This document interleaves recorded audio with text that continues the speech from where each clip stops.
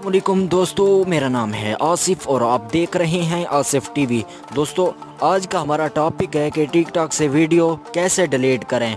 दोस्तों, गलती से बाज़ों का हमसे कोई ऐसी वीडियो अपलोड हो जाती है जिसे हम अपलोड नहीं करना चाहते, तो दोस्तों परेशान होने की ज़रूरत नहीं है। इस वीडियो को मुकम्मल देखें और हम आपको इसका पूरा तरीका बताएंगे। और वीडियो को आगे बढ़ाने से पहले आप हमारे चैनल को सब्सक्राइब करें और बेल आइकन को दबा दें इन्फॉर्मेटिव वीडियो सबसे पहले देखने के लिए। तो दोस्तों शुरू करते हैं वीडियो को। सबसे पहले अपने टिकटॉक अकाउंट में चलें।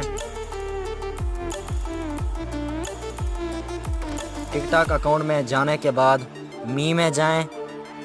मी में जाने के बाद दोस्तों अब जिस वीडियो को डिलीट करना चाहते हैं, ठीक है ना, उसी वीडियो पर क्लिक करें। और क्लिक करने के बाद दोस्तों ये जो दिख रहा है 3 डॉट्स, इस पर क्लिक करें। दोस्तों आप अगर आप अपनी वीडियो को प्राइवेट मोड में रखना चाहते हैं तो आप प्राइवेट भी रख सकते हैं, प्राइवेसी सेटिंग इधर है।